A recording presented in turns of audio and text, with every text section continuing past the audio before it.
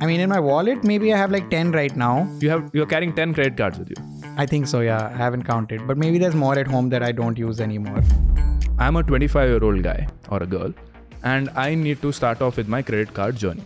What is that first credit card that I should take? If you're gonna buy something and think that I'm gonna pay it over the next 3 months, don't get a credit card. And that hotel is absolutely massive, like pinnacle of luxury. I would definitely rank it in the top 3. Like, how much is a night over there? 40,000 rupees a night.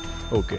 But with Access Atlas, I stay there for free. So you're telling me that if I know how to spend this 4 lakhs the right way using an Amex credit card, I can get 2 to 3 nights of free stay in a 5-star hotel. Don't do that. The point is to save your money. Take that 10,000 rupees you saved and put that in an SIP. Let that grow, not your points. Just assuming we get, let's say, 10% or 8%, and you take that amount and you SIP it. Now it's not 7.5 lakhs. Now it's 38 lakhs that you've SIP. That is some big money. What is the most ultimate god of god credit cards in the world? You have to have literally minimum 1 crore spending to get invited to this card. More than that, actually. Number 2, there's like a 10,000 rupee joining fee. Oh, that's not bad. 10,000 rupees. $10,000. I'm sorry. $10,000. $10,000 joining fee. So 8 lakhs joining fees. 8 lakh is just the joining fee to get the card. But what is the reality? Do you actually need to spend lakhs of rupees or crores of rupees to, get these kind of points? No, absolutely not.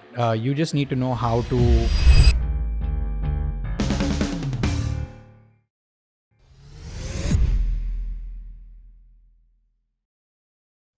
Let me ask you, why are you the credit card guy? Why should I listen to you? So Sharan, honestly, you don't need a degree to be a credit card guy.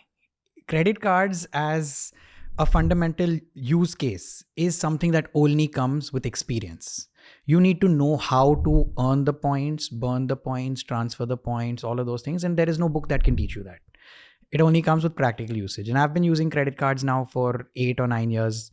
I've been earning points on different air mile programs, different hotel programs for all of that time that I've been using them. I've gotten like, I don't know, 2.5 million points already. I've stayed every year. I stay at like some vacation I'm doing domestically, internationally. I think this year I just went to the US. I'm going to Canada next month.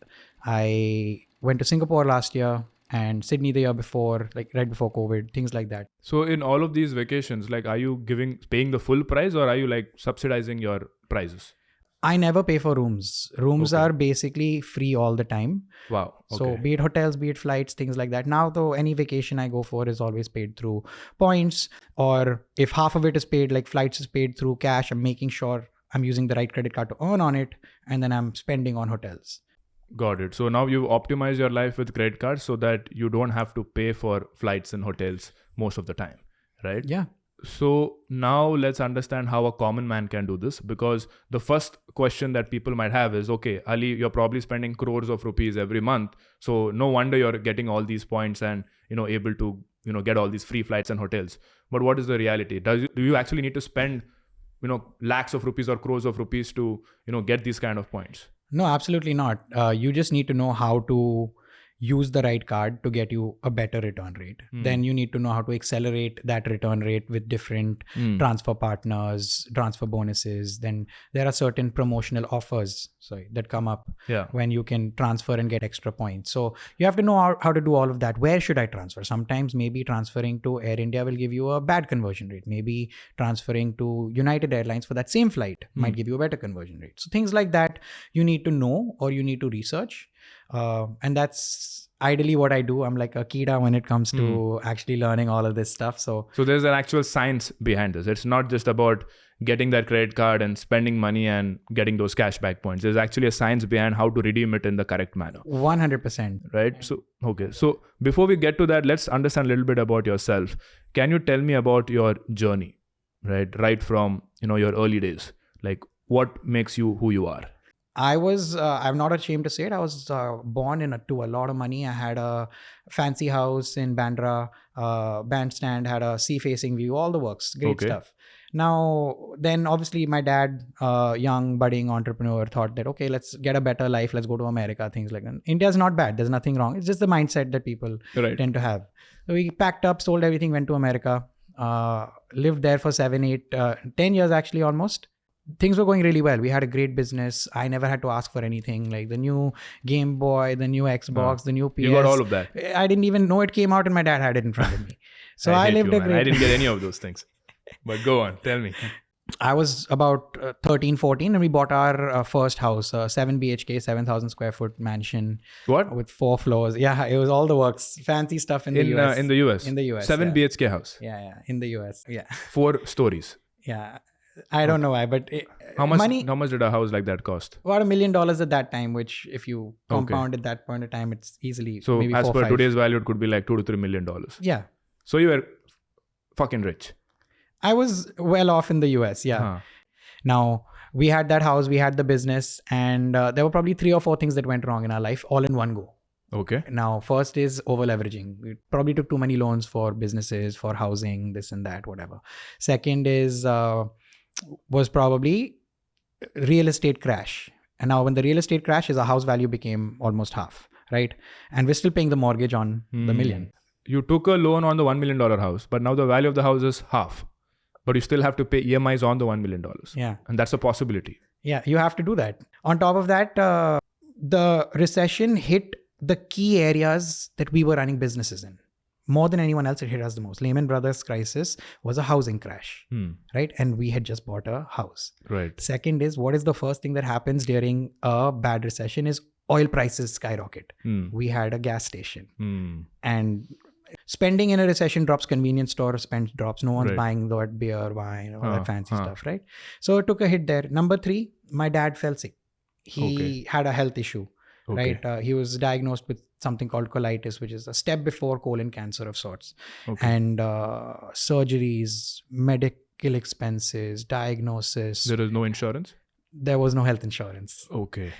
His medicine itself, my dad's medicine was $200 a day, which is like at that point in time 12,000 rupees a day. So those expenses, mortgages, all of that, and you see as a 14-year-old kid your $1 million of wealth, millions of dollars that your family has built going into negatives within 6 months of a crash, just because because the businesses stopped making money, the expenses didn't stop. Right.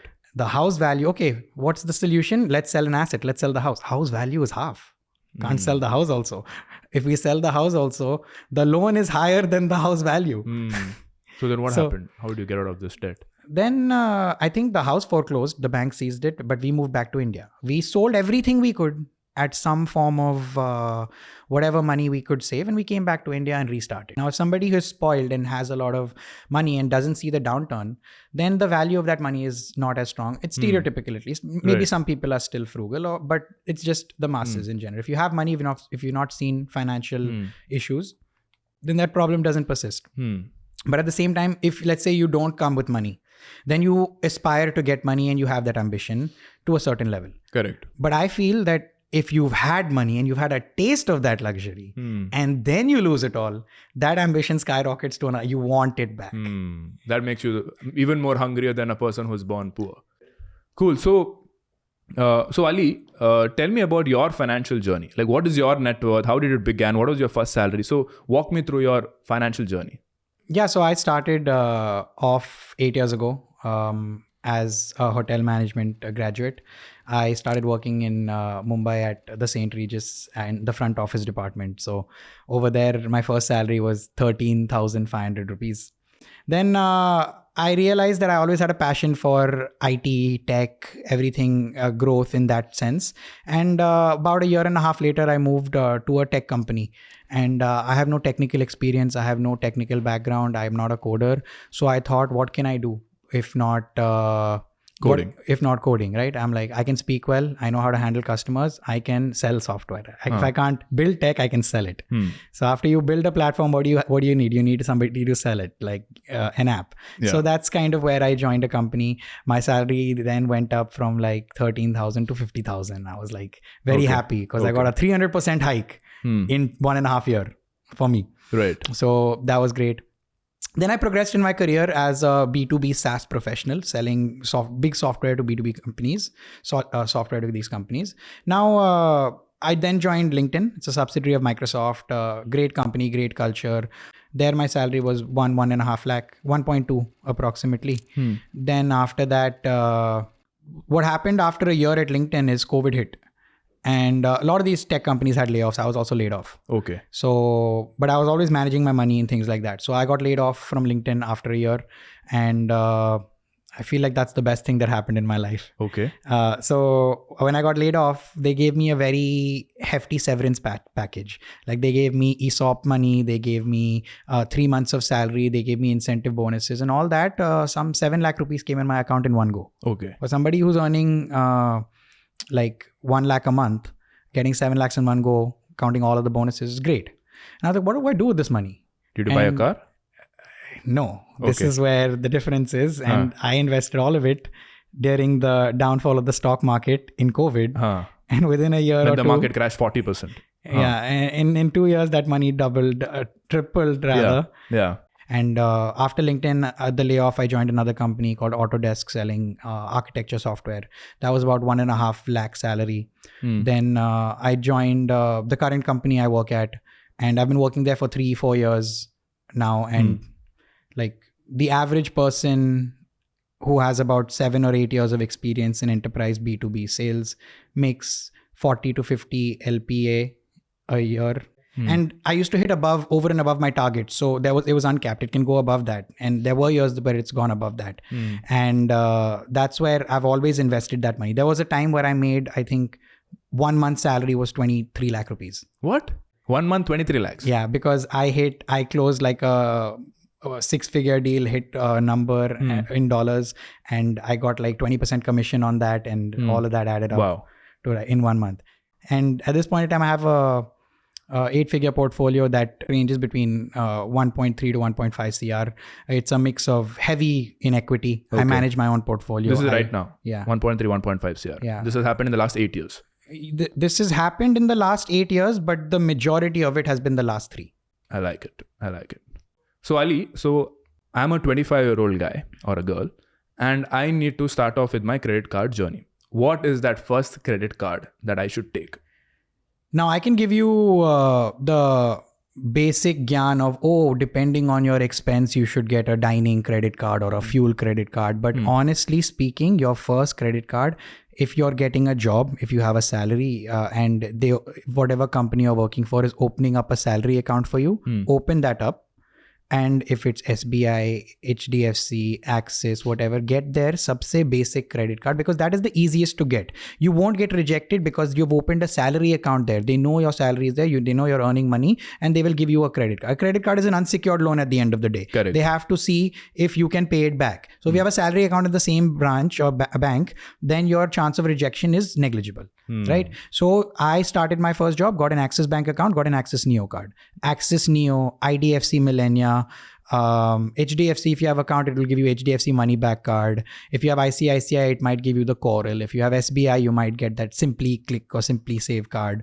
But basically any free or very low value card should be your first card, not of an intention that, I need to get cash back, I need to make points from now. The intention is I need to build trust with the banking system or build my CIBIL score. And 6 months later, get an Amex, get a Swiggy HDFC card if you're using on Swiggy, get a Flipkart card, get a SBI cashback card, whatever you want, depending. Let your spending criteria determine what card you get after 6 months of getting your first base credit card. Initially, I did not say this. Initially, I used to say get it based on your spending. But after the immense amount of people who have come to me and told me, Ali, yaar, reject ho raha card. It's not coming. This is the one way to not get a reject on your card. So you're saying let the first card be a free card. Free card from your bank where you're opening a salary account. And also it's important because credit history is a very important determinant of your credit score. For sure. So let's say 5 years later, you don't like this card, but it is also charging you an annual fee. You might be inclined to cancel that card, which can affect your credit score. So let that first card be a free card so that becomes your longest credit history period. And that sort of helps with your credit score. Yeah. And you don't have to do the hassle of canceling the card or downgrading the card or all of that. Like if you get a fancy card from day one and you don't want to use it and you want to cancel it, why do you even want to get into the hassle? Just get a free card and keep it in your cupboard if you're not using it. Correct. So that is the first card. Don't worry too much about the cashback rewards and all of that. don't try to reach for the moons. Like, don't be influenced by, you know, what people are saying on social media. You know, you can, you know, swipe a card and buy a car, and don't try to get that card from day one. Because sometimes what happens is, for you to get that kind of a fancy card from day one, the banks might also demand, hey, you need to open an FD also, right? Because I can't just give you that card from day one because you have no credit history. So you need to park a lot of FD in my bank for you to get that credit card. But you're saying if you get a very normal basic credit card in the beginning, which is free, which is very easy to get, you build that credit history for 6 months, and then it becomes easy for you to get that fancy credit card, and the bank is not going to, you know, ask you to put a FD in that bank. That's exactly why I said you go with the bank that's giving you the salary, because they have proof of your Correct. income. Now, if you don't have a salary, you're a freelancer, you're a content creator, if you're something else that's getting irregular income. Yeah. Like 2 years back, I was rejected for the Infinia because my base salary didn't meet the 3 lakh threshold. But I'm showing my commission, my ITR more than that. Give it to me. Like, no, we only look at base salary slip. So these problems happen for any level of credit card you're trying to get, right? Now, that is where an FD credit card is not bad. Like if you're a freelancer and they don't trust you, that's fine. The banking has their own system. They have to, if they're giving you an unsecured loan, they need to find some collateral. So fine, get a FD backed card, 20,000 rupees for 6 months, build a credit score. Once your CIBIL is up, you can potentially get an unsecured credit card then. Got it. So now let's come to the heat of the topic, right? Because a lot of people think credit cards are evil, right? While we're talking about financial literacy, being frugal with our spending, and learning about how money works, credit card is usually seen as an evil product, right? People generally associate credit cards with, hey, you're going to get into a debt, you're going to overspend, right? It's going to go out of control, and it's eventually going to ruin your life. So what would you say to the masses out there, to people who are watching this video, who are like, hey, I'm not sure about credit cards, I'm not sure if it's going to work out for me, I might go into debt. So what would you say to someone like that to change their mind? So I think it's an age-old mindset that credit cards are bad for you because they're a debt trap. They actually promote lending and spending more and those kind of things. And that mindset has a place in society. It's not completely wrong. Correct. It depends from person to person. Now, if you're somebody who cannot handle money in their hand, like if you are somebody who has 1,000 rupees and the first thing that comes to your mind is, okay, where do I spend this versus where do I save this? That is probably a mindset that either needs to change or at least reduce a little bit, right? Before you get a credit card, because then you're going to go pretty crazy on that credit card. Now, the idea here is, if you are someone who can use it well, if you're somebody who can use it mindfully, then a credit card is for you. The easiest saying, and a lot of people say it, is a credit card helps people who don't need it. A credit card helps people who treat it like a debit card. Interesting. That's literally the saying. If you can treat your credit card like a debit card, please get it.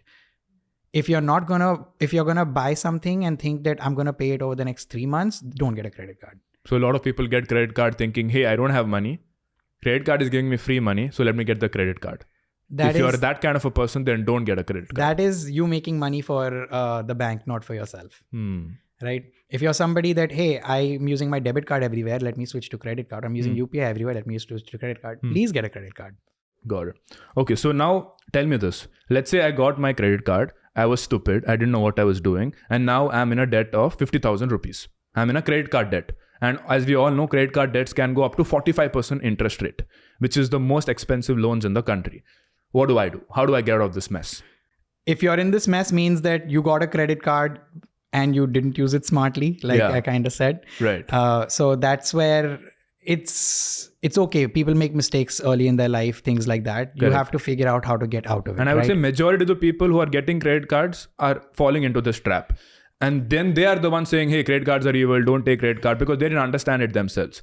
But now how do I get out of this trap that I've fallen into? Because sometimes it is not as simple as, hey, I'll just take money and just pay it back. They are literally trapped. It's like a spiraling down effect, right? Because my income is not able to pay this back. And the outstanding balance keeps increasing. And I'm just not able to pay enough to reduce that outstanding balance. So my debt keeps on increasing. This is a dangerous place to be in. So what do I do?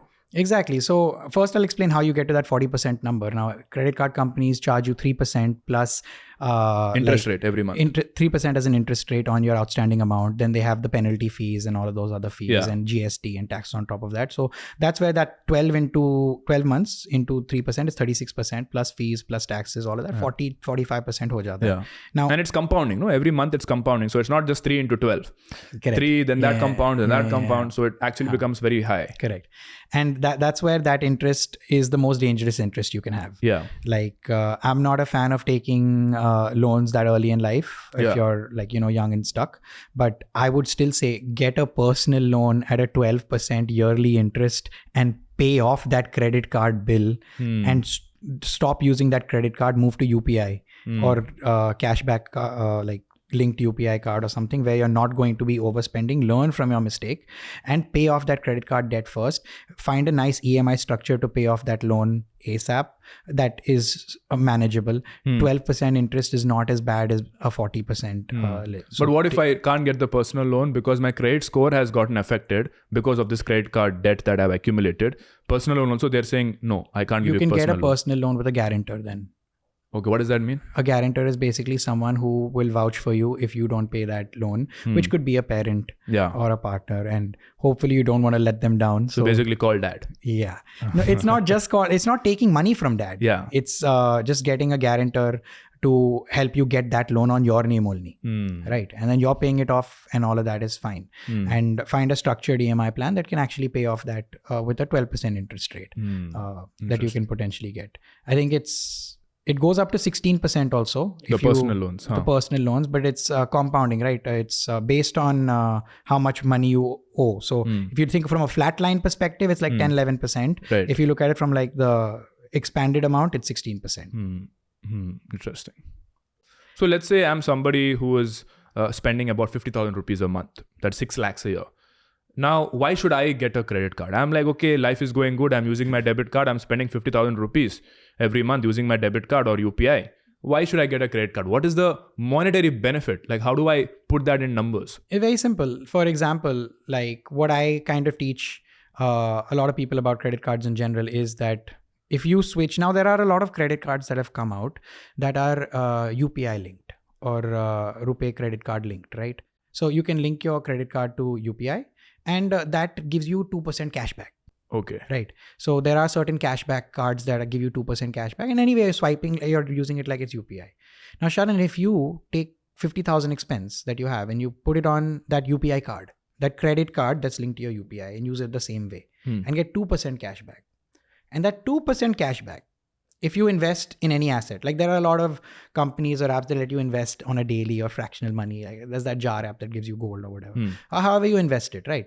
So let's say I put that 2% cashback and I start an SIP in a mutual fund. Correct. You start a mutual fund. Mutual fund will give you 12-13% returns. I'm saying, let's say you don't even do that. You put half in mutual fund, you put half in FD, you get an average blended return of 10%, put some in a bond, whatever, right? Over 20 years, you've gotten 7.5 lakh rupees for free. Just by using that cashback card. And the whole point of this is not 7.5 lakhs. Now, what do you preach, Sharan? You say that inflation, you got to beat inflation. Right. 7.5 lakhs 20 years from now is nothing. Is 1/3 the value. Correct. Assuming. Yeah. Right. Now, that doesn't sound as great. But what I kind of talk about is not getting 2% back. There are cards that give you 8, 10, 15. I've given scenarios where you can get 20-25 % back in terms of like flights, hotels, returns, whatever it is. So you're saying there are ways to get up to 25% cash back on credit cards? Yeah. Just assuming we get, let's say 10% or 8%. And you take that amount and you SIP it. Now it's not 7.5 lakhs. Now it's 38 lakhs that you've SIP'd. No, that's big money. Over 20 years. That is some big money. So if I'm not using credit cards, I'm literally leaving up to 40 lakh rupees on the table. If I'm assuming that I'm spending 50,000 rupees per month. Yeah. So imagine if your expenses are double, triple that. Mine is double, triple, right? Yeah. Crores. So now it's not crores, but right. But now I am able to appreciate the financial impact of not using a credit card in terms of numbers. Now, tell me what are some myths around using credit cards, which most people are not aware of? So the first myth is, I'll talk about like two main myths. Okay. So first is a lot of people say, like you just gave one, oh, credit cards are bad for you. They're a debt trap. They're things like that. If you can use it well, it is not a debt trap. It is easily something that can make you so much money that you can, like I said, save 40 lakh rupees over a course of time. Now, the other myth that I get a lot of, and I get a lot of hate for, is that, oh, Ali, you're just talking about all these expensive hotels and flights. If you're getting like, a 1 lakh flight, means you're probably spending 50 lakhs. Right. So because the conditional mindset is that these points are worth 1-2% max. Correct. Right. So you have to spend 50 lakhs if you want to get a 1 lakh flight. But that's not true. My expenses on a credit card don't exceed 12-13 lakhs in a year. Okay. Right. Huh. So I try to keep my expenses as low as possible, but I try to put as much as I can on credit cards. Right. Now, even on a 13 lakh expense, I am able to do one trip a year, domestically or internationally. At least internationally, if I'm doing it, can pay for an economy ticket for 2. So it depends on which cards you're using and where you're capping out on those cards, where you're spending more on other cards. So that's the biggest thing. And the idea of compounding these benefits is exponential, because 2%, if you double, becomes 4, 4 becomes 8, 8 becomes 16. That's how you get the 16, 20, and 32% return rates when you double them in certain scenarios. I'll give you an example now. There is this card called Axis Atlas, right? When you spend 100 rupees, it gives you 2 points. But when you transfer those 2 points to a partner program, it becomes 4 points. Okay. So you get 4 points in, let's say, Accor Hotels. Now, Accor Hotels has another conversion where those 4 points are worth 8 rupees. Okay. So automatically your 100 rupees spent is not giving you 2 rupees or 2 points. It's converting to Accor giving 4 and 4 giving 8. And then if you transfer getting a bonus, or if you take milestone points or other things that I also can include, that's how it exponentially gives you 8, 16, 30% returns, depending on where and how you spend on different cards. Interesting. So the first myth is that you don't need to be spending a lot of money to get those free flights and hotels. Even if you're somebody spending, let's say 5-6 lakhs a year, you can still, maybe get a free hotel stay or a free flight for an international or a domestic vacation. But the hack is to know how to redeem those points, what partner hotels to use it for, and what are the right cards for you. So that is the first myth. Is there... there's this common complaint that I hear from people that, fine, credit cards are great, I'm going to get a lot of points, but if I miss my credit card payment even once, right? See, we are human beings, we are not perfect. Every month on month, we have to pay that amount back. And as human beings, we forget. We might not remember all the time. So if I forget it even once, my credit score is going to dip. Because of my credit score dipping, I'm going to be charged very high interest rates when I eventually take a home loan or a vehicle loan. So is that really true? Like, can I never miss a credit card payment because of which my credit score goes down? So what you said is true to an extent that your credit score does drop if you miss payments to a certain extent. I'll dive deeper into that. But missing a payment extensively or many times can dip your credit score, and you will get it will impact your housing loans in the future. And that's why you should get a credit card very early, even if you're minimally using it, just to build that credit score. Now, credit cards, missing a payment on credit cards for me is not an excuse. I think it's nothing more than an excuse. Because, for example, if I get a credit card on Jan 1st, my statement cycle starts on Jan 1st. Now, I can use that credit card for 30 days till Jan 30th, not having to worry about it. Jan 30th, I'm getting the bill on email. I'm getting the bill on whatever app notification I'm using. And then on top of that, credit card company is giving me another 15 to 20 days. So Feb 20th, I have to make the payment of what I swiped on Jan 1st, 2nd, 3rd or something, right? Now, if you're not paying for 30 days, then they're giving you 15, 20 days extra leeway. Then you're not paying there also. Then RBI has also mandated that if you miss your payment, let's say on Feb 20th, and you pay on Feb, you remember later, maybe something happened, there was an accident, someone's hospital, whatever, right? Something happens and you pay a day late or 2 days late. The RBI is there for consumers like us. It's there for the public, where the bank can't charge you, or you can't have your CIBIL score reduced if you make that payment within 1, 2 or 3 days, within 3 days. So even after waiting for 50 days, after the due date has crossed, even then the RBI is saying, okay, chalo, 2 extra days. Yeah. Because it's okay, you forgot, but 2 more extra days for your credit score to not be affected. Yeah, I think it's 3 days. And it doesn't get affected. You might be charged a penalty, but your credit score might not be affected. Yeah, your CIBIL score, if it gets hampered, you can always raise a case and Okay. it can be sorted for you. Now, that does not mean I'm saying that, keep that in your mind and pay 3 days late all the time. In 50 days, make your payment. It's more than enough. There are so many apps, reminders that give you this now. And I have like 10 credit cards. Maybe I use 3 or 4 at one go at one time. But still, it's never hard to manage your payments. Like you get your salary on a certain day, right? Make that day the payment day. Right. And just make sure that your credit cycles are syncing with somewhere around that day, right? So it makes it easier for payments. Got it. Cool. So now let's say I am a person who is earning 12 lakhs per annum, living in Bangalore, Mumbai or Chennai, and I want to use a credit card to get a free stay at a 5-star hotel. Tell me the blueprint on how do I achieve this. And I'm spending around 60,000 rupees per month.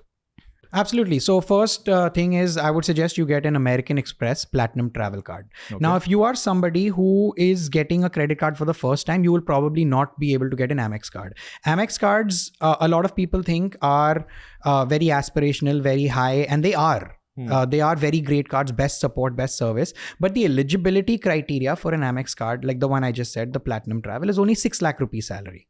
Okay. So you can get that fairly early in your career. Now, the thing about this card is that when you spend 4 lakh rupees on this card, like credit card enthusiasts call this the 4 lakh card. Like this is only good for spending 4 lakhs in a year. Now, you've already told me that you spend 6 to 7 lakhs. So just 4 lakhs is covered in this card. Okay. Right? Now you spend 4 lakhs. What this card gives you is around 48,000 points. Okay. Right? When you spend 4 lakhs. When you spend 4 lakhs. Okay. Right? Now these 48 to 50,000 points that you want, you can earn more also if you accelerate, buy vouchers, things like that. I teach all of that in my class. So 50, 60,000 points easy. But bare minimum 48,000 points you're getting from this. Right? Now this 48,000 points can be transferred. You can transfer it to Singapore Airlines, you can transfer it to Qatar, you can transfer it to Virgin Atlantic, you can transfer it to Marriott Hotels. Now Marriott Hotels has a 1:1 conversion rate. So your 48,000 points become 48,000 Marriott points. Okay. Right? Now there is a hotel that opened up 1 year back in Rishikesh. It's called the Westin Rishikesh. Right? Okay. There are many hotels. There are some in Bangalore. I can name a few more also. There's some in Delhi, like Westin Sona and whatever. We take the Rishikesh example. That hotel costs 35 to 40,000 rupees per night. Okay. If anyone's watching this, just Google Westin Rishikesh. Look at that property images. It's pretty crazy. It's a very aspirational hotel. 35,000 rupees a night. And if you look in points, if you go on the Marriott website, go to Bonvoy, that's their loyalty program, log in, click on Westin Rishikesh over there, and directly click on book with points. You'll see that it cost 25,000 points. It used to be 18,000. Now they've increased it. Now it's 25,000 points. So points are lesser than the actual rupee value. Yeah. So first you you earn the points on the Amex. Now Amex, I give minimum conversion 50,000 points. You can actually make 60,000 also. Okay. 60, 70,000 also. Okay. So the first is 50,000 points on Amex. Now you can transfer Amex to Marriott at a 1:1 conversion. But in November and December, they always have a 30% bonus. For last 2 years, they've been doing this. So your 50,000 points become 65,000 points. So during November and December, there is some season or something. There is a Marriott and Amex partnership. Okay. Or a deal that they say, you can transfer your Amex points for a 30% extra to Marriott. During the end of the year. Yeah. Which is when usually people want to party. Yeah. So November, you can transfer. It transfers within 48 hours. Directly your 50,000 points become 65,000 points. So now I can say 3 nights. Almost 3 nights. Right? And if you use Gifter, which is a portal where you can buy vouchers, if you buy vouchers on, let's say you get that Amex card and you buy Amazon vouchers on Gifter, you get 3x points. So these small things, like in detail we can go, but in detail if we go, you'll get bored. But the point is, this can get you 60, 70,000 points. I easily make 60,000 points on my Platinum Travel. I converted to Marriott, giving me 78,000 points. That gives me 3 to 4 nights in the Westin Rishikesh. And that itself is worth 1.2 lakhs. So I'm easily making 25% returns if I choose to stay at that hotel. If you choose a different hotel, point conversion. So almost everyone who's watching this podcast is definitely spending around 30K per month. So 30K per month is almost 4 lakhs a year. So you're telling me that if I know how to spend this 4 lakhs the right way using an Amex credit card, I can get 2 to 3 nights of free stay in a 5-star hotel without breaking a sweat. Easy. Got it. Yeah. And this is a real. Okay. So, but the drawback of Amex, a lot of people complain that Amex is not accepted anywhere.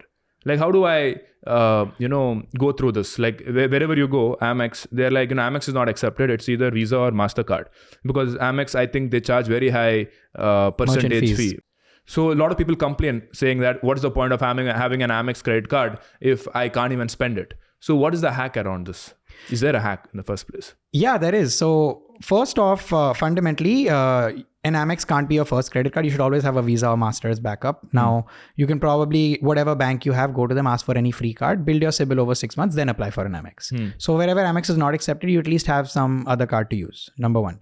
Number two is what I do. And I've never had a problem with Amex, is I specifically buy vouchers from this site called Amex Gifter. Every site Gifter has spelling? GYFTR. Amex Gifter. Yeah. I just need to Google this. Why I said Amex Gifter is because Gifter, GYFTR, is a voucher site where you can buy vouchers. Now, Gifter has partnered with many credit card companies to give extra points if you buy it from that credit card company's portal. So you can type in HDFC Gifter, Axis Gifter, Amex Gifter. So it's not just limited to... Yes, this is great for anybody, right? And you can buy these vouchers on the site and you'll get extra points. On Axis, they give some extra coins. On HDFC, you get like 5x points. And on Amex also, there's like a 3x on this card. Different cards have different whatever. So you get more points from that.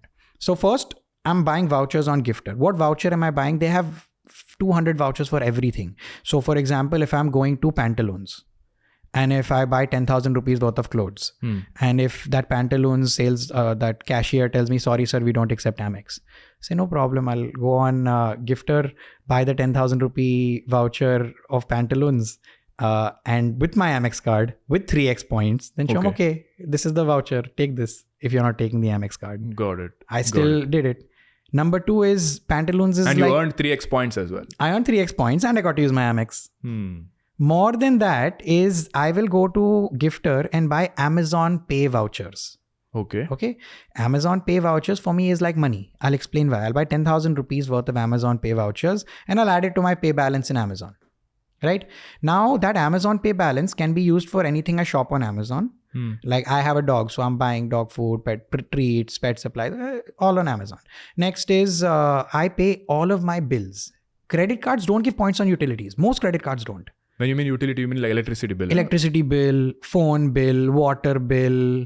It could also be insurance payments, all of that, education fees. And credit cards don't give points for this usually. They don't, because this is like a mandatory expense and people are spending lakhs of rupees. So credit card companies are losing money when they give points on this. Yeah. But the loophole here is that you can add Amazon Pay balance and pay all of these on Amazon Pay. So I add 10,000 rupees to my Amazon Pay balance every month. I got 3x points on that. And I got points on my electricity bill because I paid it not via credit card. I paid it through Amazon Pay balance, which I got through my credit card. So when you pay through Amazon Pay balance, again, you get more points. No, I bought the Amazon Pay voucher. Got it. And that gave me 3x points. Got it. Right. So and then using the Amazon Pay balance, you are paying your electricity bill. Correct. And all so of those technically, I'm getting points on my credit card for paying that electricity. Got it. Yeah? That's another loophole that you figured out. Yeah. So I pay my electricity, I pay my broadband bills all on Amazon with Amazon Pay balance. So that is how you get 3x points. So that is where Amex comes in handy, where one, it works everywhere online. Number two, try to optimize for vouchers. Number three, pay your utilities through Gifter. And number four, connect your Amazon Pay balance to all of these third-party sites that also accept wallet. Now, when you go to any site, let's say you're booking a cab on Uber, it will ask you how you want to pay, UPI, credit card. At the bottom, last one, will show wallet. Click on wallet. They take Amazon Pay balance. On Uber also. My Amazon Pay balance is linked with Zomato, with Swiggy, with Instamart, with Zepto, with Uber, with all of those. Right. So Amazon Pay balance is going everywhere. Right. Now I go to a restaurant. Restaurant has told me, sorry, sir, we don't accept Amex. No problem. I open Zomato. There's a pay now feature on Zomato itself.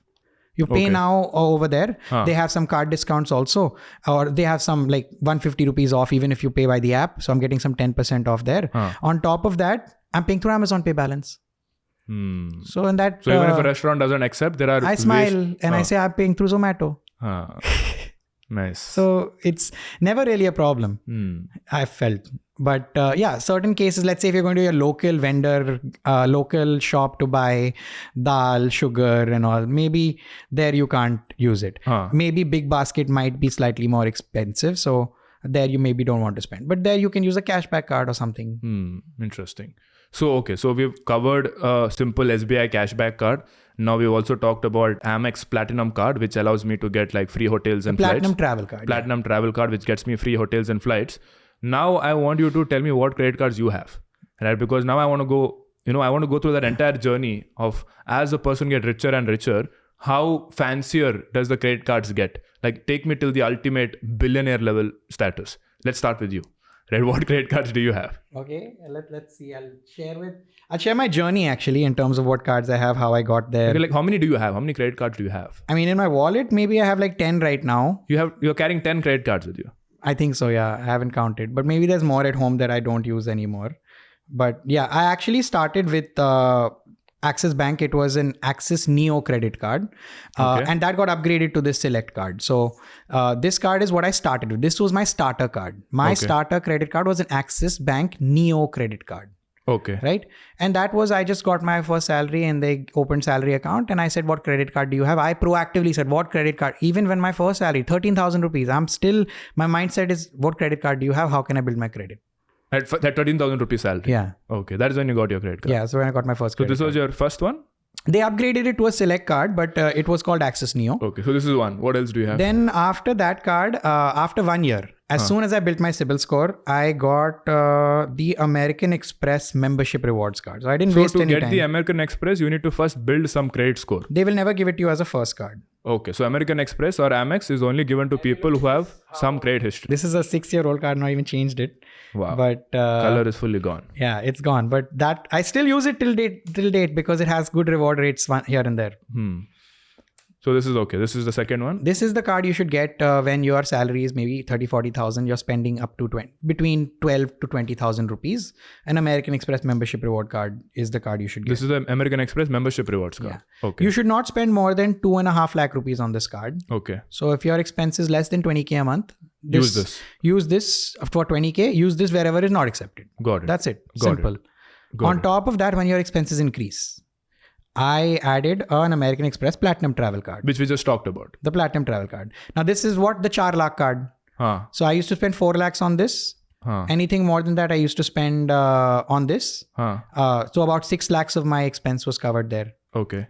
Let's go up, man. I want to see how the rich live. Next. Then there was a phase, a very controversial phase where this card was the best card in India. Which is this? It's called the Axis Magnus card. 2 years back. Okay.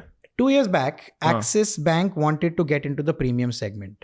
They had cards, but more than 2 years back, 2.5 years back. Now they had to build a plan to take over HDFC's card market, where every HNI customer was either using an HDFC Infinia or an ICICI Emerald or a Jet Miles card or something, right? And they had to build a strategy. So they built a strategy where they literally gave away free money. So they're burning money. They burned so much money in the acquisition strategy to get HNIs to buy this card, to get this card. So what is so special about this? This card was giving 30-40% return rate if you spend 1 lakh a month. Wow. I milked this card for a year and a half. Okay. Where I spent 1 lakh a month, even if my spend was not 1 lakh that month. Even if my spend was, let's say 70-80K. I was like, 1 lakh you have to hit to get the bonus points. You go on Myntra, you buy like 20,000 of gold. Oh, okay.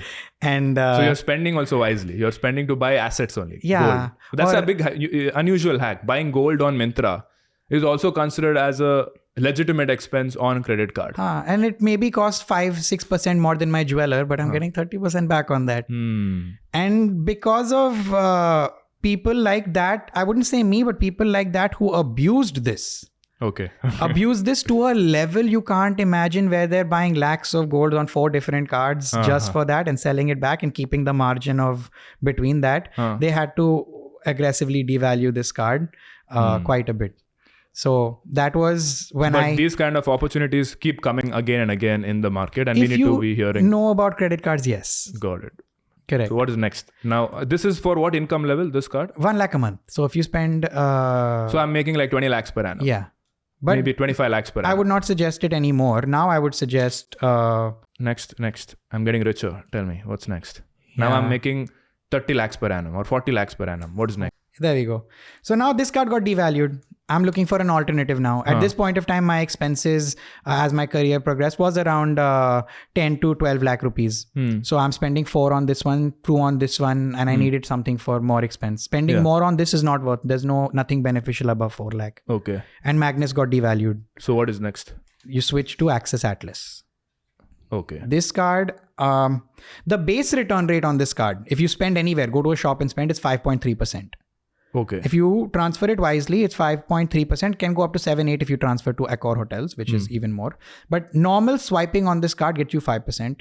Travel swiping gets you 11%. Okay. If I'm booking a flight, an Indigo flight, don't book it on Make My Trip with this card. Book it on indigo.com, or the site. That's an interesting hack. And directly you will, it's not even a hack, it's just reading the TNCs, reading about the card benefits. You read the terms and conditions. You have to learn the benefits, or at least the reward rates and the conversions and where it can be used, where it can't be used. And guess what?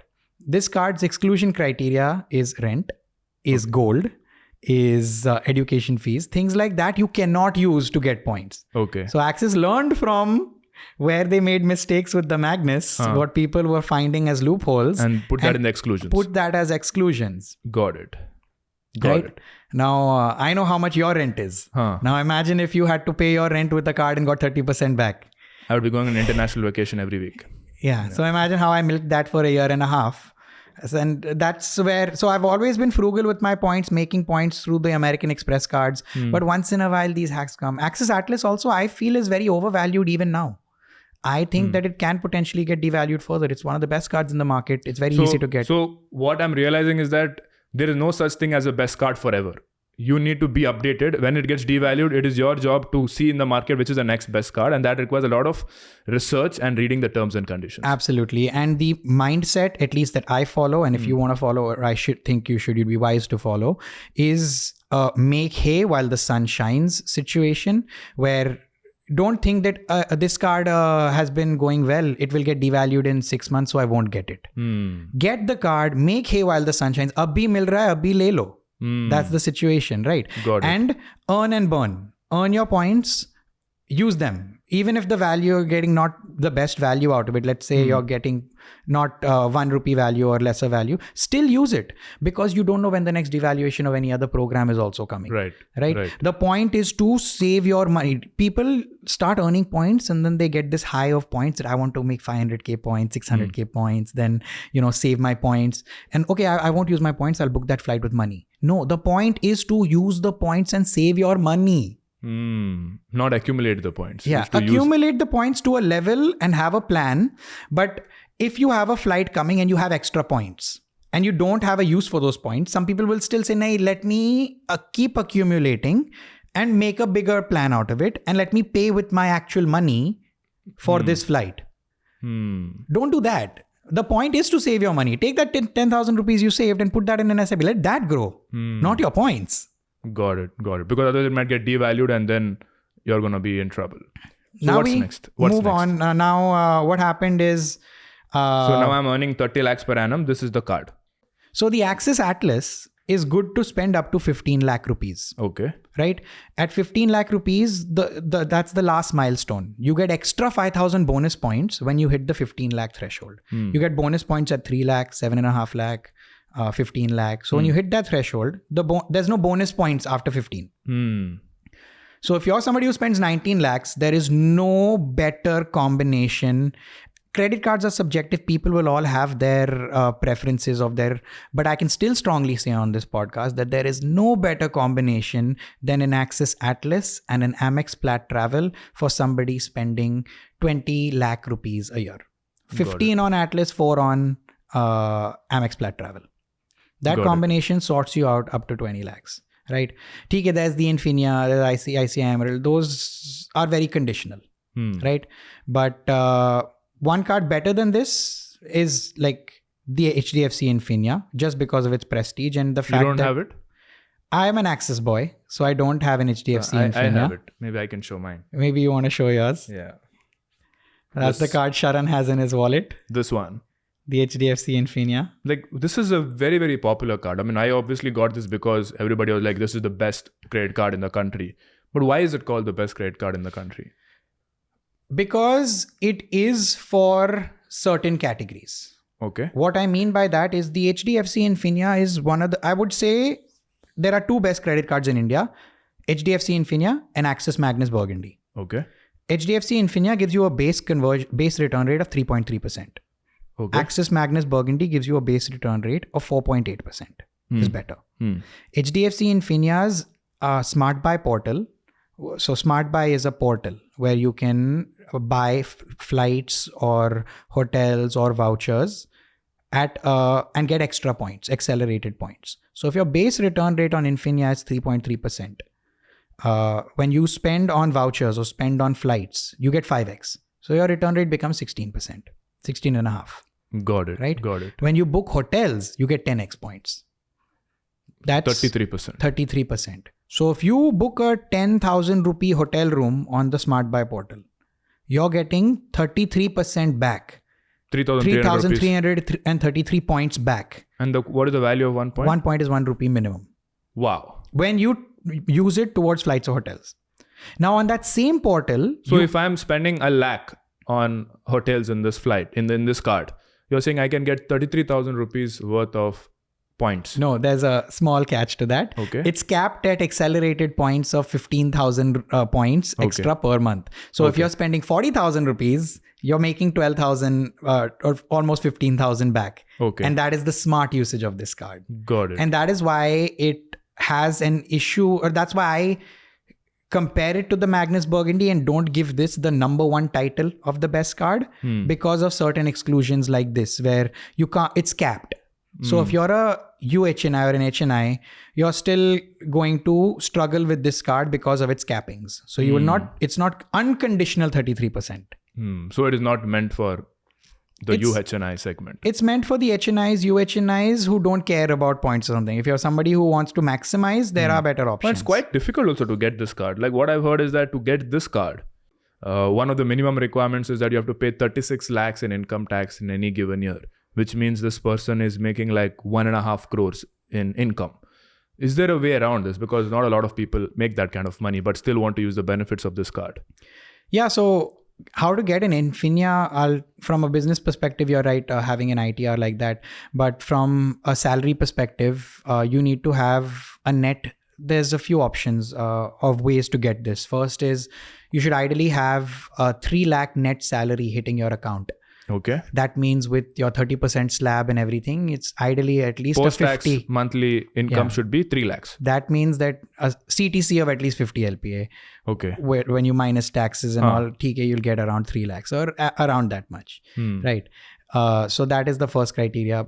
And there is no workaround to this. The only workaround to this is having a TRV, total relationship value with the bank. What does that mean? That means if you have FDs with the bank and if you have a ULIP with the bank, that the life insurance policies and stuff, which I highly don't recommend. But if you have those policies, maybe old school people at that point of time when there were lesser investment instruments, highly valued ULIPs and things like that. So when you have a TRV of over 40 lakhs, then they can give you this card. So if I have a 40 lakh FD with HDFC, then they can give me this card. Potentially, yeah.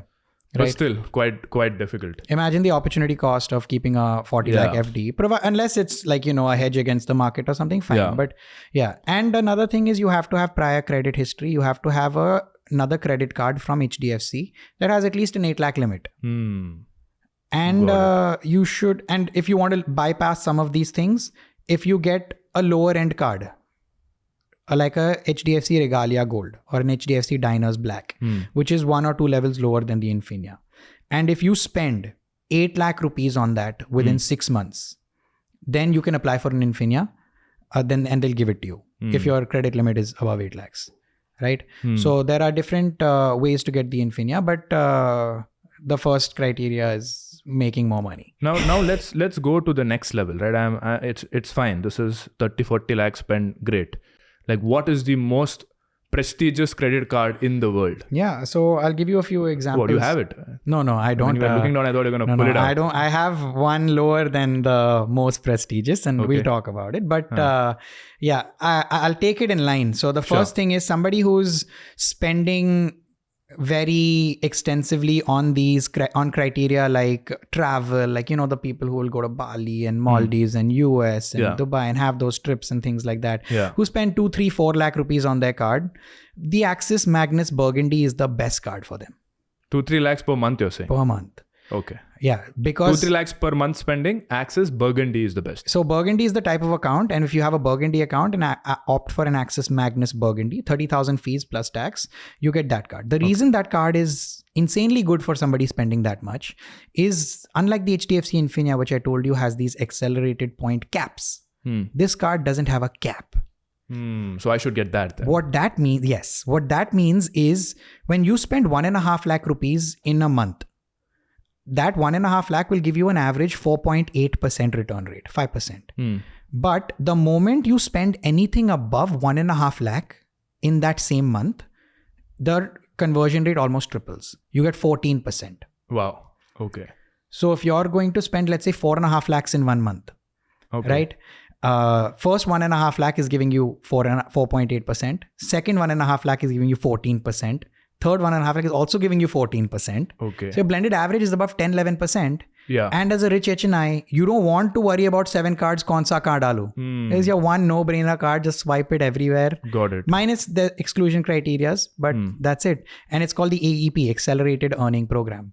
Got it. So that is a card that I would definitely recommend for an HNI. Who's spending 2-3 lakhs a month? 2-3 lakhs or 2-3-4 lakhs a month. Yeah, that's it. Now, an alternative to this card for somebody who just wants lifestyle. Let's say they don't care about the return rate, but they care about the lifestyle benefits, like getting a concierge or getting hotel statuses like a Marriott Gold membership, plus memberships from Accor, all these other benefits, and a good return rate and support system. Then you go in the Amex ecosystem. One above the Platinum Travel, 2 above the Platinum Travel is this card.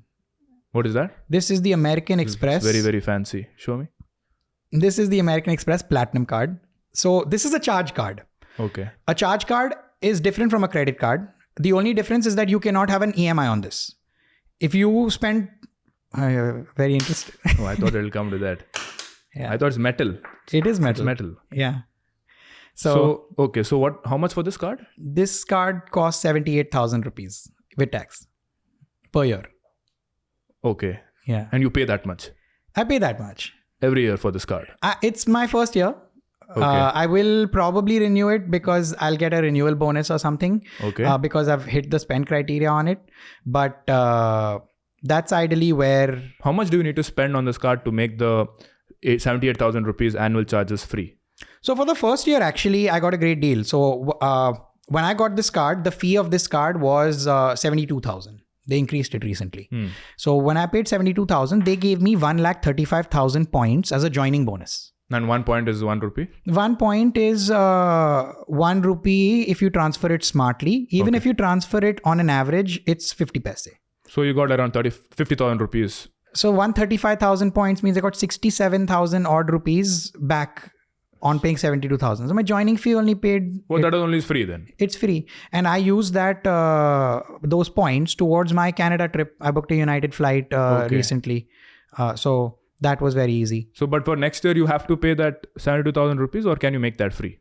I can't make that free. I can ask them based on how much you spent in the previous year, 10, 20, 30 lakh rupees. Ideally, 20 lakh is the sweet spot. They'll give you some benefit, 35, 40,000 rupees back. So if the renewal benefit makes sense, then that card, then it can be worth. So now what is a charge card? How is a charge card different from a credit card? I didn't even know that there's something called a charge card. Yeah. So a credit card and charge card are the same in terms of spending on it. Then the statement credit comes out. When that statement comes out, you have to pay the bill within 15 or 20 days. Okay. Correct? So that part is same. That part is same. Credit card gives you the option of, hey, if you don't have enough money, you can make this EMI or you can pay minimum due. Correct. Right? And that's where they make the money on the interest. Right. Charge cards do not have that option. You have to pay the full amount at the end of that 50-day period. So that is the difference. That is one difference. The other difference is that charge cards don't have a limit. What? There's no limit on this card. You can go swipe it for 20 lakhs right now. And there's no limit. They will have a shadow limit. What does that mean? That means that based on your expenses, ITR, whatever, they will put a cap of a very high cap. Like if my other cards have a 7-8 lakh rupee limit, they'll put a shadow of 4x that. Maybe this card will have a shadow cap of 30 lakhs. Right? Okay. Maybe it will get denied at 30 lakhs. Maybe it'll get denied at 25. But I can like call them up and say, hey, please let me do it. Yeah. So technically I can go out and buy a car with this. You can go out and buy a car with this. The best card to buy a car with is that Axis Magnus Burgundy card. The card before this that you mentioned. You would have seen a lot of influencers talking about getting cars and getting 17-18% return rates and because of the uncapped nature of the card. Wow. So if I'm buying like a 20 lakh car, let's take an example of a Volkswagen Tiguan, which is what I bought.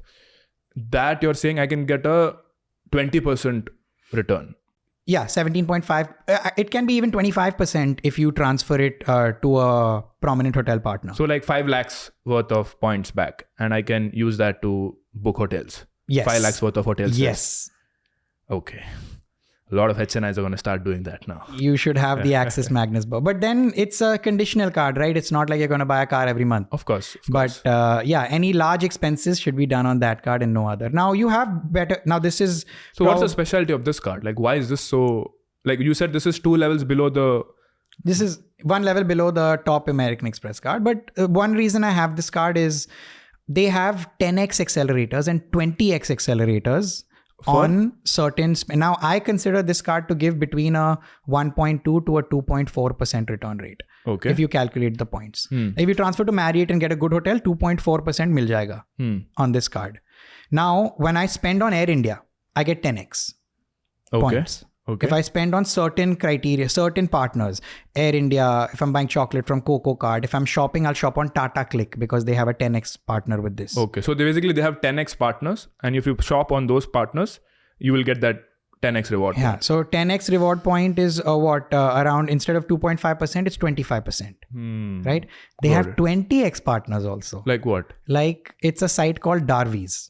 Darvies is a site where you can buy luxury goods. Like, the people buying the Bottega bags and the Louis Vuitton jackets and the Jimmy Choo shoes and the, like all of that fancy stuff for 10, So places 15. where a shirt costs 2-3 lakhs. Those kind of places. Yeah. For example, it can be lower also. Like I'm not in that income bracket, but my mom really likes sunglasses. And for her birthday, I bought a Dolce & Gabbana white color sunglass, which was on sale for 15,000 rupees. Okay. Now I got 50% back on that in points. 50%? Yeah. How? Because 2.5 is the base conversion. Oh, 20x. I 20x'd it. Wow. So it's like this card is helping people who are anyway buying luxury goods to get like 50% discount. Correct. It's between 25 to 50 depending on how you transfer it. If you transfer it to a flight and economy ticket, maybe 25%. If you transfer it to a business class flight or a luxury hotel, 40-50% aaram se mil So I jayega. can get business class flight tickets also, 40% discount. Yeah, 40% discount. No, it can pay that 40% can pay towards that business class flight. Got it. So if I'm but what do I need to spend it on to get that 40%? Like it could be like what? Like what am I spending it on? You're spending it on Darvies. Darvies is for luxury goods. Yes. If you're spending it on Air India or any of the 10x partners, then you're getting those 10x points. So this is how you accumulate the points. Very simply said, if you swipe this card, you're getting 2.5% back. If you use Gifter, you get 5x. So 12.5% back. Gifter is for your Amazon voucher and all of that. Huh. If you use it on one of the 10x partners like Coco Card, Tata Click Luxury. Tata Click Luxury, I bought a YSL perfume recently. What is YSL? YSL is a brand that has fancy perfumes. How much for a perfume? 7,000-8,000 rupees minimum. Okay. For a nice perfume, right? So I bought a YSL perfume from there, and that I got 25% back because I got it from Tata Click Luxury. And that 25% points that you get, you can use it on flights and hotels. For sure. Like I booked my Canada flight. The rich people like you, they spend on luxury goods and then use those points to get free business class flights and 5-star hotels. That is the hack. Exactly. But most rich people don't know about this. They're just spending for everything. Exactly. All right. Okay. Now let's come to the big daddy. What is the most ultimate god of god credit cards in the world? So it's more of a status card. It's the American Express Centurion credit card, the black card. Okay. Right. I saw this card for the first time, I think 7 years ago for the first time, like I was holding it. And I was working in hotels. I was taking check-in and check-out of different HNI's guests that keep coming. I worked at the St. Regis in Mumbai itself. Okay. Now, Zorawar Kalra came to my hotel. Zorawar Kalra. He owns Masala Library. His dad used to own Punjab Grill. And he owns a chain called Massive Restaurants. Like Louis Burger is his. Okay. And things like that. So, he came and he swiped his Centurion card. And I was like, ye card kabhi nahi dekha hai. What is this card? And it's a black American Express card. And I swiped it. And it was very heavy, looked great. Heavier than this? Similar, but yeah, slightly more premium. Okay. And then I went home. And I read about this card. And I was like, you have to have literally minimum 1 crore spending to get invited to this card. More than that, actually. Okay. So you have to spend 1 crore a year to even get that invite. It's invite only. Yeah, it's invite only. Now they're giving it to lesser salary brackets. First, and then you meet that criteria, number 1. Number 2, there's like a 10,000 rupee joining fee.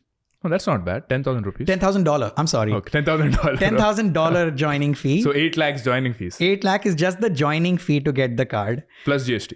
Yeah. Okay. Then on top of that, there is a annual fee of 3 lakhs every year you have to pay no matter what. Okay. You know, spending waiver, this, that. And that 3 lakh you have to pay just to keep the card. And what is the specialty about this card? If you're looking to recoup that money, you will not recoup that in terms of return rate on that card.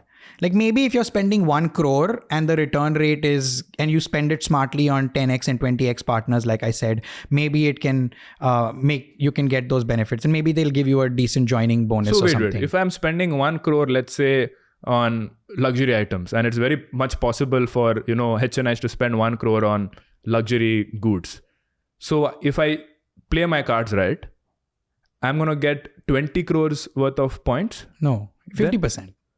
So 50 lakhs. No, you're saying, okay. So it's a 50%. Correct. So 50 lakhs. Correct. So 50 lakhs worth of points, which I can use on first class flights, business class flights. And if you optimally use it, yeah, you'll get 50 lakhs worth of benefits in hotels or business class flights. If you use it just SA, you'll still get 25 lakhs. Okay. Yeah. Damn. So with these super premium credit cards, the bank usually knows that these guys will not default because they are super rich. So their strategy is actually to acquire such rich people, to start a relationship with that bank. And then eventually that rich person will probably buy some FD or some insurance product with them or get a loan from them, due to which they're able to make money from the back end. 100%. I have the Axis Magnus card. I'm very keen on getting the Burgundy. Like, I can get it. I can get the Infinia, I can get the Burgundy, but my spend does not justify it. Right? Unless I'm spending 2.5 lakhs, the Magnus Burgundy doesn't make sense a month. The Maxis Magnus. So that's the other thought process you need to have, is that don't let your credit card define your spending strategy. Your spending strategy should define your credit card. How much you spend should define what credit card you get. Okay. So I need to have multiple credit cards. Yeah. So if you are eligible for an Infinia or Magnus Burgundy and you have to pay that 12 or 30,000 in fees, right? Does not mean you need to get it just because you're eligible, if your spend doesn't match it. So what is the craziest trip that you have planned using credit card points, which essentially made it very dirt cheap for you? So I'll give you 2 examples here. Number 1 is it's actually a hack for airlines called a stopover flight. Right? Now what that means is, in layman language, when let's say you're going to America, and let's say you're taking an Etihad flight, you'll have a layover in Abu Dhabi. And then you'll go to the US after that, right? So when you are staying in Abu Dhabi for 6 hours until your connecting flight takes off, that 6 hours is called a layover. Right? A stopover is when you're spending more than 24 hours in that country. Right? So what did I do? A few years back when I went to Sydney, right? I went via Singapore Airlines. I booked with points. It was about 46,000 points one way, like close to 90 something thousand points. Used my Amex cards, got that. And you can, on Singapore Air, you can book a stopover in the hub. Now I'm traveling Bombay to Sydney. The stopover is where? Singapore, right? So automatically on their app itself, it gives you the option. Let's say I'm going on 20th to 30th of the month. 20th itself, first flight to Singapore, stay 4 days in Singapore. Then from there, go back to the airport after 4 days and go to Sydney. I covered 2 countries without paying for the flight.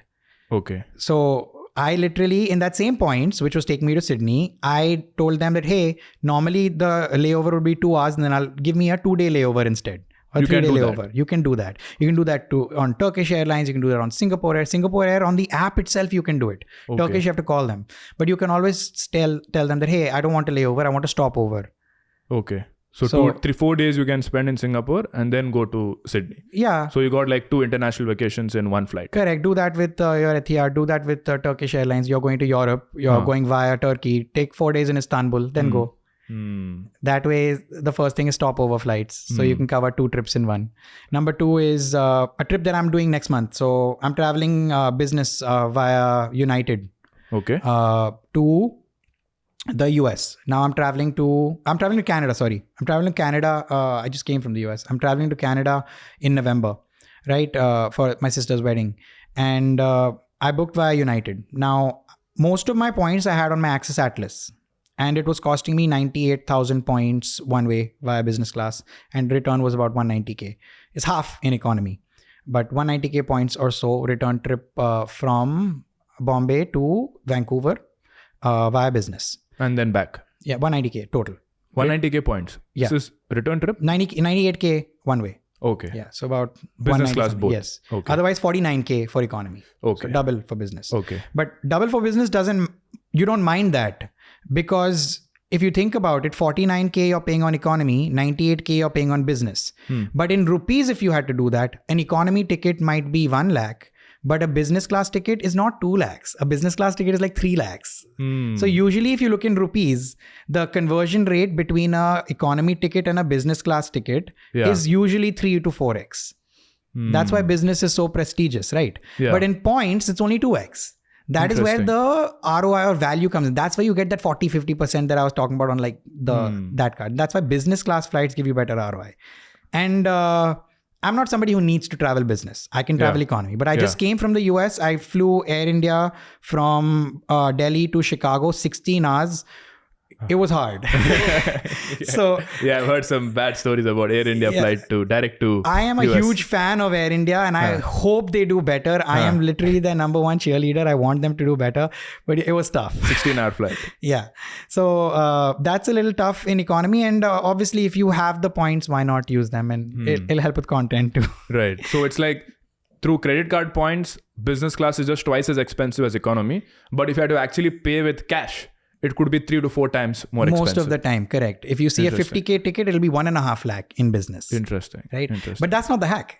What is the hack? The hack is something called as an excursion flight. Excursion flight. Yeah. What is an excursion? Excursion is, let's say you're taking a vacation to US, right? You went to Chicago just now, right? Right. Then from Chicago, you went to Miami. You flew from Chicago to Miami. That Chotu flight is called an excursion flight. Okay, so it's like a small trip around that destination city. Okay. Yeah. So a small trip you do within a trip is an excursion flight. And a lot of people do it on Euro trips, right? You Correct. go to, let's say, London and then maybe you want to go to Ireland. I did that. Let's say you want to go to Paris and then maybe some others. You can take train or bus also. But then let's say you're going to Germany from Paris. Right. Then maybe you need to take a flight. So that's called an excursion flight. What did I do? I had to go to Vancouver for the wedding. I have friends in Toronto. That excursion flight, if you book a return trip via United, that excursion flight, which would have costed me another $300, becomes free. How? It's just, you can Google it, United Excursion Perk. It's just a hack on United. They give that to when you book with points. So I got a business class flight to Vancouver in 98K points. Using on United only? On United, yeah. Okay. Now I go from Vancouver after the wedding to Toronto. Okay. And then from Toronto, and that flight, also I get business class because you book the business class ticket, so they give you excursion also business. Okay. But okay, 3 hours excursion business doesn't matter, but great to have it free. And that becomes free. So I saved $300 there, which I would have otherwise paid. And on the way back is also included. So the whole return trip of 3-way was paid in that one return trip. So it's called the excursion flights that you get for free. Got it. So all of this comes with Olney experience. And this is what, 7 years of experience talking. Yeah, this is experience in just being that Kida and learning all of this stuff. So that's kind of the difference in terms of learning this. And that's why a lot of people are getting into this now. And the biggest factor is that the credit card market in India is growing so much. Right. And I went to the US just now. I visited my aunt, okay, and she was asking me about my Canada trip. And I said, I have some credit card points, and I proceed to explain to her what that means. And my 65-year-old aunt who lives in the US, she said, yeah, you're going to use miles, air miles. They already know. 65-year-old, I could go over here and tell anybody. They won't understand what is air miles and air points. But in the US, it's just so widely used that everyone knows it. Right. And that is what India is going to be in the next 10 years. So now tell me the craziest hotel experience that you've had. A hotel that you would never go otherwise using your own money, but something that you could go only because of credit card points. I've only traveled quite a bit domestically. I've stayed at, for example, the JW in Singapore for like a night. I've stayed here and there in different hotels. So one of the best hotels to actually stay at in India, and I'm going in a couple months, is the Raffles in Udaipur. Okay. Right. This hotel is actually on an island in Udaipur, and the whole island is the hotel. Okay. So when you book it, they'll receive you over there. They'll take you in a boat to Raffles Udaipur. And that hotel is absolutely massive, like pinnacle of luxury. I would definitely rank it in the top 3 hotels in India. Like I would call it number 1, personally speaking. Like how much is a night over there? 40,000 rupees a night. Okay. Right. Okay. But with Access Atlas, I stay there for free. Like I will use the Access Atlas, transfer my points to Accor. 10,000 Access Atlas points can give me a night there. Interesting. So that's one hotel you can stay at. I stay at a lot in Bangalore here and there. But the best redemptions are luxury hotels abroad. Okay. Can you give an example? I'll give you 2 or 3. So one that I want to stay at is the Ritz-Carlton in Maldives. Okay. Now, if you stay here for 5 nights, the point value is around 4 or 5 lakh rupees. Okay. It costs around 100k points per night. Okay. And if you stay there for 5 nights, Marriott gives you 5th night free. Okay. And so, the rupee value of one of these nights is 1 lakh rupees. It's $2,500 to $3,000 per night. But if in terms of rupee value, how much would it be? In terms of rupee value, $2,500 into 5 nights is $12,500. $12,500 is 10 lakh rupees. So people actually spend that kind of money to stay for 5 nights, 10 lakh rupees. Yeah, the hotel is running. It's not dead. So and Ritz-Carlton is a huge name. And if you see the hotel, see the room, every room has its own infinity pool that actually goes into the ocean. Okay. And it's a lifetime experience for most people. You'll never forget that experience. Yeah. And 5 nights there is more than enough. And there are some expenses, like if you take a seaplane to get there, hotel food is expensive. Where will you go on Mall? You swim to another island to get food. You'll have to eat there. Right. That expense is there. But the stay, 12 lakh rupees of stay is done in 500k points. That's giving you more than 2.5% value of your Marriott points. This is another... So wait, 5 lakh points, how do I get these 5 lakh points? How much do I have to spend to get 5 lakh points? How do I use credit cards effectively to spend the least amount of money and get this 10 lakh rupees worth of stay in this 5-star hotel for free? In the least amount of money? Yeah. I would use the American Express Platinum Travel Card plus the American Express Membership Rewards Card. So these 2 cards. Yeah. I would transfer them. I would spend 4 lakhs on this, 2 lakhs on this. So I spend 6 lakhs and how many points do I get? 6.5 lakhs you spend. If you transfer during transfer bonus, this is easily 120k points. Okay. Right. Second, and if you have a partner and... when you mean partner, like my spouse? Your spouse, potentially. Then they could get the same 2 cards and spend 6 lakhs. Okay. And make the same 120k points. So we have around 250k points. Correct. You need 500k points. Do it for 2 years. So if we do this for 2 years, we can afford that place for free. Correct. What did you spend? 6 lakhs, 13 lakhs plus 2 years. So 26 lakhs, pe 10 lakhs वापस मिल गया. So it's like 40%, almost 35% return. Yeah. And that's also manageable for most people spending 6 lakhs of course. in a year. Right. So that's one way to do it in a frugal manner. Then obviously, if you're a heavier spender, the Axis Atlas or Magnus Burgundy can get you there much faster. But that's one example. Another example, actually, it's going viral on the internet right now, is how you can stay at the JW Marriott in Masai Mara in Kenya Okay. for like a what are those? I went to that recently. Last year I went. Masai Mara, You went? the safari, right? Yeah, the safari place. Yeah, so they actually have a JW Marriott that's opened up there. No, I didn't stay at the JW. I stayed in something else. Now you can go back and stay at the JW. Okay. But that hotel costs $3,000 a night. It's an all-inclusive I definitely hotel. didn't stay there then. $3,000 a night. 2.5 lakhs per night. Okay. 2.5 lakhs per night. And you can stay there in about 550K points for 5 nights. Okay. And what's so special about this hotel? It's an all-inclusive hotel. You have to pay a little bit for like the park fees, but it's probably the pinnacle of luxury. They are the most nice staff. They are the food is included in the hotel. The jungle safari and all of those things are definitely things that are an experience for most people, and it's just like a lifetime experience that people do. No one is going to spend $15,000 from like at least an upper middle class perspective on that, right? So it gets you there in points. Like, Got it.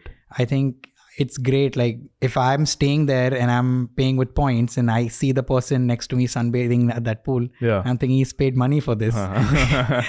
So it just feels good that Got it. you're getting there. So Ali, what I've understood from this long discussion is that obviously there is no end to human desires, right? Money at the end of the day is used for having experiences in life, be it going on international vacations, staying at fancy hotels, going in business class flights and all of that.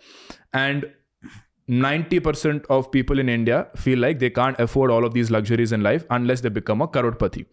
And they only think that only people who are HNIs and UHNIs can even think of affording these kind of expenses. But by having this discussion and talking to you for the last 1.5 hours, what I'm coming to realize is that you don't need to be ultra wealthy to live the ultra wealthy life. Even if you are a middle class Indian who knows how to effectively leverage credit card points and hack the system, you can still live the life of the ultra wealthy by living a modest lifestyle. Exactly. That is the mind-blowing revelation for me, that you don't need to be a crorepati to live the crorepati lifestyle. Absolutely. And that's literally what I preach. Use credit cards like it's a debit card and get maximum value out of it. Yeah. Obviously, that's not going to last, and it's not something that will continue to stay in perpetuity for you to get, 15, 20, 25. So Right. definitely use them smart. There are downsides. Every coin has two sides. So make sure you're somebody who is using credit card the smart way. I can't stop saying the fundamental thought process you should have is always get something back when you're spending something. The credit card companies in general will make money off of the transaction fees. Correct. Right. Correct. When you're paying at that POS system, there's 2% charge going back to that credit card company or the bank, right? Correct. You are paying that 2% charge and you're not getting anything back for it. Correct. If you are using UPI or if you are using debit or if you're using cash, right? Try to get something back, because that inflated price, that 300 rupee burger includes the price of that transaction fee. So you're saying companies like McDonald's and all of them, KFC and all, is now adding that extra transaction fee to the end customer because they have to anyway pay that to the credit card company. 100%. So might as well use the credit card and get that cash back. Correct. Interesting. Right. But the fundamental requirement of using credit card is that be sensible, right? Do not let it get the better of you, because money at the end of the day can also be a slippery slope. Just like how it can give you the luxuries of life, it can also put you into financial ruin, right? And credit card companies wouldn't exist if there weren't people like that who are making those mistakes. So, of course, people have been watching this podcast and have gotten all of these knowledge bites. But when it comes to implementation, that's a different ballgame altogether. And if you do not implement it correctly, then you end up losing more money than actually gaining from this. And credit card companies are profiting from you. So I'm sure a lot of people would be like, how can I talk to Ali directly? How can I, actually implement all the things that has been learned on this podcast? So how can they do that? Yeah, I love the plug. But yeah, so I work with you, Sharan, on a lot of these things, and I lead the credit card piece that we're running at the 1% Club. We run masterclasses every week. So if you're interested in learning more about credit cards, and if you want to ideally know how you can optimize your credit card expense and use the right card for you. Like, how many people do you teach every week? About 5,000 people in a month. So about 1,200 to 1,500 people. Is going up as the popularity increases. Yeah. But yeah, I teach 5,000-6,000 people every month on credit cards through our masterclass. Interesting. Then we have the 1% Club app, which has the entire course of credit cards. Right. For me, the biggest USP of that is refreshed content, because this game keeps changing every 3 months, I think that's 6 the main months. thing, right? Like, for example, you gave this example of this Axis Magnus, which was, all the rave about a year back. But after they devalued, now it's junk. Correct. Right? So it's very important to stay up to date. And it's not just about, okay, this is the best credit card, I'll just go get it. No, it's about learning those skill set, learn how to fish, right? Because it's more about the mentality and the knowledge of credit card science rather than knowing, oh, this is the credit card for me, I'm going to use this for the rest of my life. Yeah. So this masterclass is something where we teach people the right credit card. And I'm not afraid to tell people right now that, oh, the Axis Atlas is great, or the Amex Plat Travel is great. And I'm giving you the fish, because I know that fish, giving you the fish is going to solve your meal for today. Correct. 6 months down the line, you're going to come back to me, and you need to know Correct. what the right card is at the right time. So every Saturdays you come live and you teach this. And we're building out a credit card advisory where we will have people I train and teach, and also me, where you can book time one-on-one. Okay, And people can also come one-on-one call with you very soon. Yeah, where you'll tell them exactly what to do. and I'm building a team. So depending on spend thresholds and what you want to talk about, Interesting. we will have someone to customize a tailor-made credit card plan just for you. Interesting.